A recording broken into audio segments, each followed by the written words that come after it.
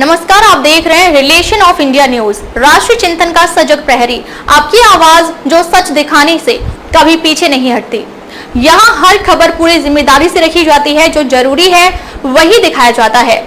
आज का बुलेटिन एक ऐसी खबर लेकर आया है जो देश की सुरक्षा और हर नागरिक की चिंता और सामाजिक एवं राष्ट्रीय हित से जुड़ी है।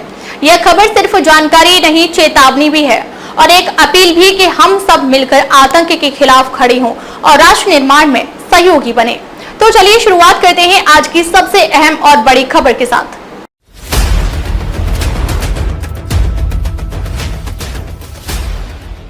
नमस्कार, आप देख रहे हैं रिलेशन ऑफ इंडिया न्यूज। पेश है आज की प्रमुख रिपोर्ट। आज राजधानी दिल्ली में भारत की भाषाई एकता को समर्पित एक ऐतिहासिक पहल का शुभारंभ हुआ। केंद्रीय शिक्षा मंत्री श्री धर्मेंद्र प्रधान ने भारतीय भाषा समर कैंप का उद्घाटन किया और साथ ही NCERT द्वारा विकसित 13 भारतीय भाषाओं की प्राइमर पुस्तकों एवं डिजिटल मॉड्यूल्स का लोकार्पण किया। यह आयोजन आकाशवाणी भवन में आयोजित हुआ, जिसमें शिक्षा, भाषा और संस्कृति से जुड़ी कई हस्तियों ने भाग लिया। यह कार्यक्रम NCERT और भारतीय भाषा समिति की साझा पहल है, जिसका उद्देश्य बच्चों को उनकी पसंदीदा मातृभाषा में शिक्षा उपलब्ध कराना है। केंद्रीय मंत्री धर्मेंद्र प्रधान ने कहा कि मातृभाषा में पढ़ाई केवल शिक्षा का माध्यम नहीं, बल्कि ये सामाजिक समरसता और राष्ट्रीय एकता की दिशा में एक सशक्त कदम है। उन्होंने कहा कि ये पहल एक भारत श्रेष्ठ भारत की भावना को मजबूत करती है और भाषा के माध्यम से बच्चों को उनकी जड़ों से जोड़ती है। इस पहल के तहत हिंदी, कन्नड़, तमिल, तेलुगु, गुजराती, मलयालम, कश्मीरी, कोंकणी समेत 13 भाषाओं में बाल मैत्रीय प्राइमर किताबें और डिजिटल मॉड्यूल्स तैयार किए गए हैं।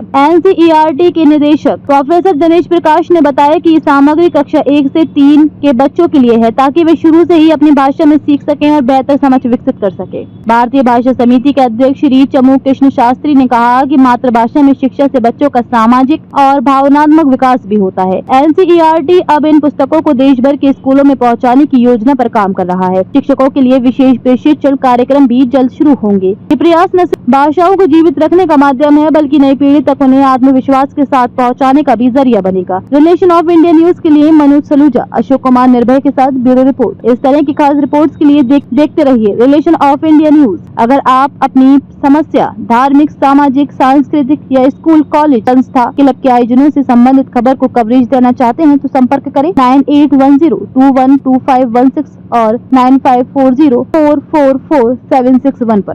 आज NCERT हमारे देश की ज्ञान प्रवाह की रीढ़ की हड्डी बन चुकी है। NCERT की किताब गीता, बाइबल, कुरान जैसे हमारे लिए अत्यंत पवित्र पाठ्य पुस्तक हो चुकी है। आज उसी पाठ्य पुस्तकों में मातृभाषा को, स्थानीय भाषा को जोड़ने के लिए इस प्रवेशिका की नई सेतु पूर्णांग की ओर बढ़ रहा है। इसलिए मैं आपको शुभेच्छा देने के साथ, जो अपने पढ़ाई के परे NCERT ने ज्ञान प्रवाह को बढ़ाते हुए जो मॉड्यूल्स बनाए हैं, विशेष कथा कहानी बनाई है, उसके लिए भी मैं आपको बधाई देता हूं। आज 26 मॉड्यूल 7 विषयों में, भारत 5वीं अर्थनीति, जैसे संजय ने कहा कि अभी तो हम 4th इकोनॉमी बन चुके हैं। वस्तुतः हमारी डिजिटल सक्सेस तथा उसकी ताकत, हम प्रजातंत्र की जननी है, भारत मदर ऑफ डेमोक्रेसी, हमारी कोविड-19 की सफल मैनेजमेंट, स्वच्छता, हमारी खेल में दक्षता, एशियन गेम्स एंड अन्य खेलों में सफलता और हमारी विरासत के बारे में चर्चा, हमारे विरासत और विकास की दोनों की चर्चा। यानी आज देश में काशी विश्वनाथ की कॉरिडोर बन रही है, विरासत की पुनर्जीवित किया जा रहा है, अयोध्या जी में नया मंदिर बनी है,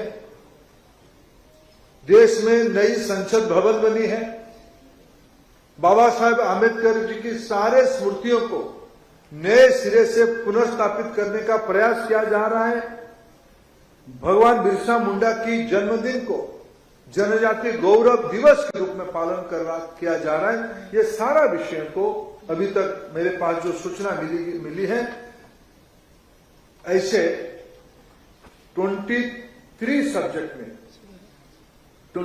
सब्जेक्ट में एज अप्रोप्रिएट 69 मॉड्यूल्स एनसीईआरटी ने बनाई है। मैं आपको आभार प्रकट करता हूं, धन्यवाद देता हूं।